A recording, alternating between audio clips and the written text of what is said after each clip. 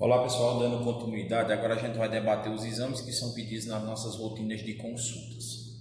O hemograma, ele vai avaliar, obviamente, as células do sangue, falando especificadamente dos elementos figurados que estão mergulhados no plasma. Então, a quantidade de hemácias, averiguar se essa mãe ela tem anemia ou não. Lembrando que a quantidade de sangue aumenta bastante, mas o ferro não, então ocorre uma diluição, a tendência para ter anemia é um pouco alta. A gente avalia também a quantidade de células de defesa, os leucócitos, e também das células responsáveis pela coagulação sanguínea, que são as plaquetas. A tipagem sanguínea é importante para detectar se o sangue é positivo ou negativo. Lembrando que é necessário a pedição desse exame apenas na primeira gestação, porque nas subsequentes, obviamente, eu já sei qual é o tipo sanguíneo.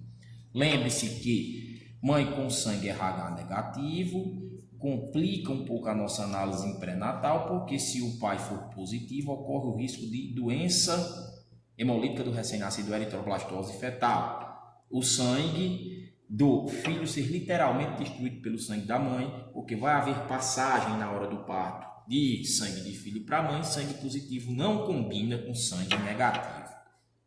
A glicemia de jejum, avaliar se a mãezinha ela tem DM gestacional, que é um tipo de diabetes mais branda que A1 e A2, diagnosticado obviamente no pré-natal, que a mãe pode ou não permanecer com ela pós-gestação.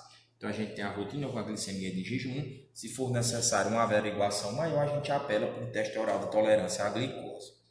Sumário de urina, para avaliar se a mãe, além de infecções urinárias, tem outros distúrbios de infecção urinária bacteriúria, mas também proteinúria, proteína na urina. Não é bacana, indica sofrimento renal, importantíssimo para a avaliação da pré-eclâmpsia. Também glicosúria, presença de glicose na urina. Não é bacana ter glicose na urina, porque ela tem que ser toda reabsorvida no processo de reabsorção renal.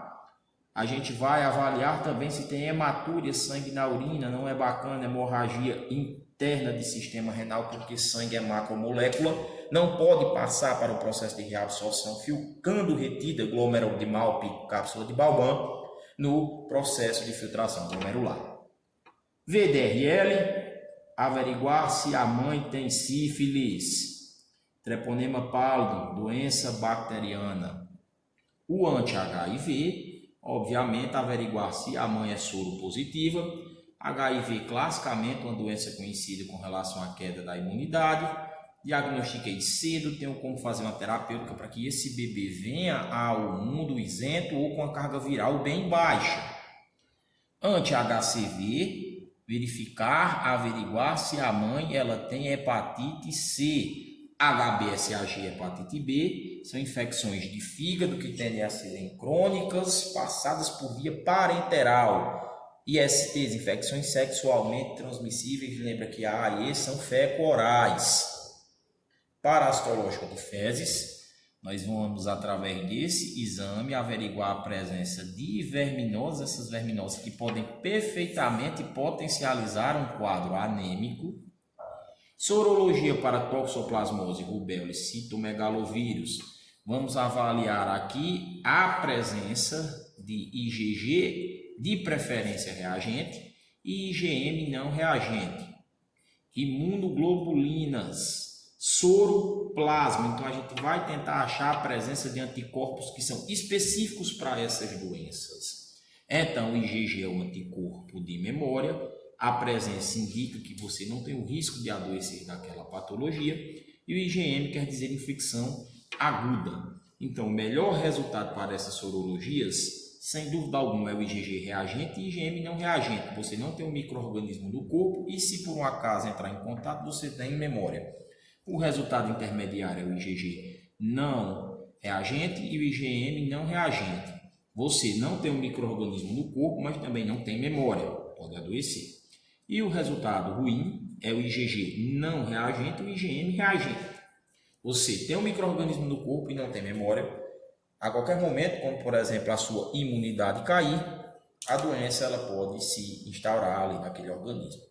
E as ultrassonografias não tem radiação, são ondas sonoras que vão formar imagens fetais. A gente pede classicamente uma em cada trimestre. Primeiro trimestre para avaliar a transformação de embrião para feto. Segundo, crescimento e desenvolvimento. E terceiro, averiguar se está tudo correto, tudo bem ali para a hora do parto.